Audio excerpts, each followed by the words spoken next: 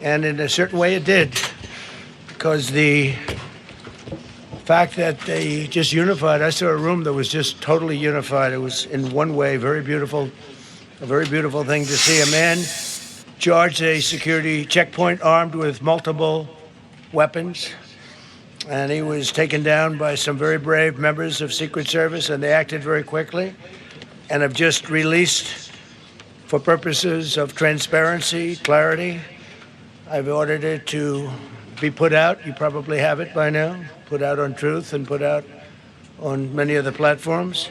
A tape showing the violence of this thug that attacked our Constitution, and also showing how quickly Secret Service and law enforcement acted on our country's behalf. Really did a great job. One officer was shot, but saved by the fact that he was wearing obviously a very good bulletproof vest. He was shot from very close distance with a very powerful gun, and the vest did the job. I just spoke to the officer, and he's doing great. He's in great shape. He has very high spirits, and we told him we love him and respect him, and he's a very proud guy. He's very proud of what he does, Secret Service agent.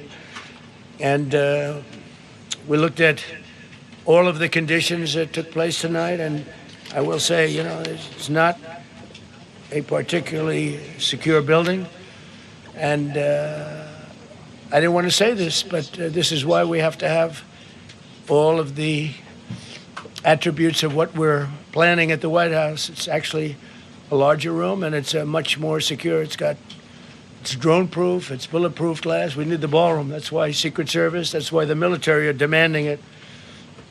They've wanted the ballroom for 150 years for lots of different reasons, but today's a little bit different, because today we need levels of security that probably nobody's ever seen before.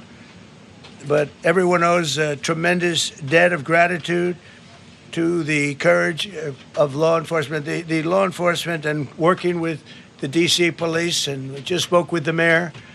And when we're finished, the police chief is going to take over and discuss it also from their viewpoint. But they also performed exactly as they were supposed to. And you see the attacker in different positions, but you also see the attacker totally subdued and under control.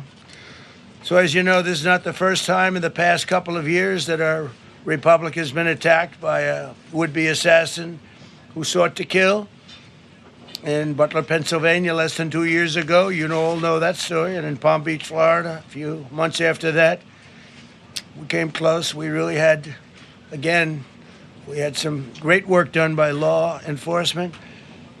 But in light of this evening's events, I ask that all Americans recommit with their hearts in resolving our difference peacefully. We have to resolve our differences. I will say, you had Republicans, Democrats, independents, conservatives, liberals, and progressives. Those words are interchangeable, perhaps, but maybe they're not. But yet everybody in that room, big crowd, record-setting crowd. There was a record-setting group of people. And there was a tremendous amount of love and coming together. I watched, and I was very, very impressed by that. But First Lady and I were taken very well care of, very quickly rushed off the stage. Vice President J.D. Vance, who's here, was likewise beautifully done. He was just saying how quickly everybody acted, law enforcement, Secret Service in particular in this case, but law enforcement. Marco had the same thing. Pete was there. Pete didn't want any help. He didn't want anybody to help him. He doesn't want anybody to help him, but he did get some, didn't you? And I think you also said that it was very impressive. So with that, I'd like to ask Todd Blanche to come up, say a few words, and tell you it's already underway. The man has been captured. They're going to his apartment. I guess he lives in California, and he's a sick person, a very sick person, and we don't want things like this to happen. I think it's very important that I say, though, And I told the representatives of the evening, they did such a beautiful job. It was such a beautiful evening. And again, they're talking about free speech in our Constitution. That's what it's all about, not just White House correspondence. It was really based on free speech in our Constitution. But I said very importantly that we'll do it again within the next 30 days, and we'll make it bigger and better and even nicer. So I just want to thank everybody that was involved. I also want to thank the press, the media. You've been very responsible in your coverage. I will say I've been seeing what's been out, and you've been very responsible. So Todd Blanche, I'd like to say a few words, and then we're going to have cash. And then you're going to go on. We can ask, I guess we can take a couple of questions. I want to thank the First Lady that was a rather traumatic experience for her. There was a lot of action taking place up there very quickly. But again, the response time was really incredible.